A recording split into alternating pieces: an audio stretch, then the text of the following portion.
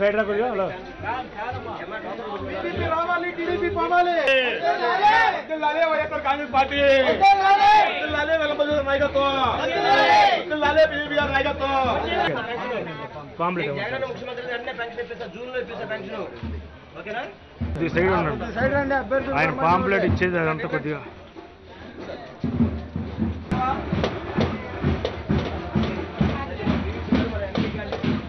Hello hello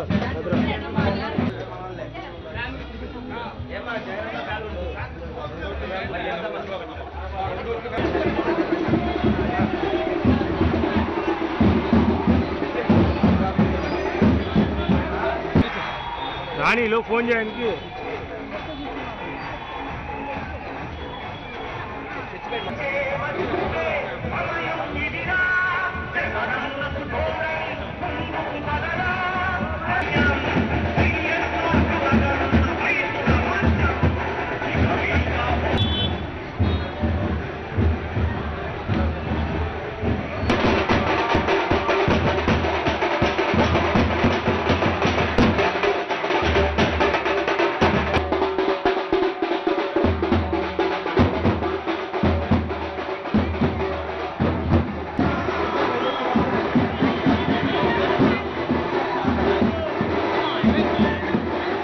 ఈ 31వ డివిజన్లో ప్రతి ఇంటింటికి తిరిగాము. శ్రీనివాస్ గారు, నేను, ఆసిఫ్ గారు.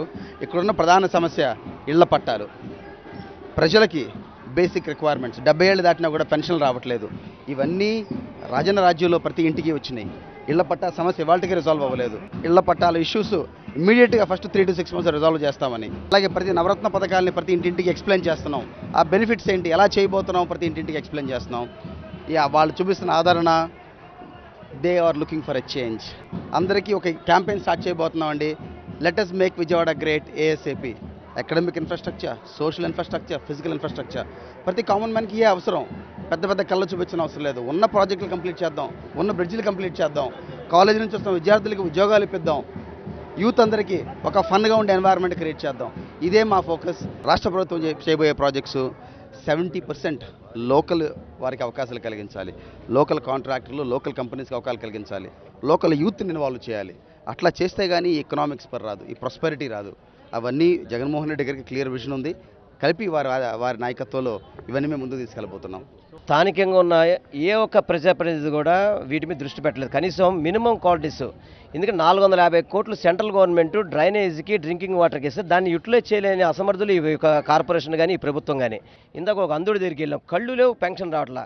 వాళ్ళ భార్యకి 70 ఏళ్ళు, పెన్షన్ రావట్లా. ఇవన్నీ చూస్తుంటే చంద్రబాబు నాయుడు గారి పరిపాలన ఏముందో ఒక్కసారి పశ్చిమ నియోజకవర్గంలో ఈ 31 డివిజన్లు చూస్తే అది అర్థమైపోద్ది.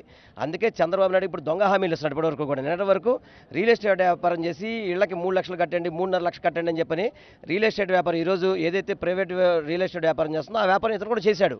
ఈరోజు జగన్మోహన్ రెడ్డి గారు ఆల్రెడీ ఇంతకుముందు నుంచి నవరత్నాలు చెప్పారు, ఉచితంగా ఇస్తారని. నేను కూడా ఉచితంగా ఇస్తాను.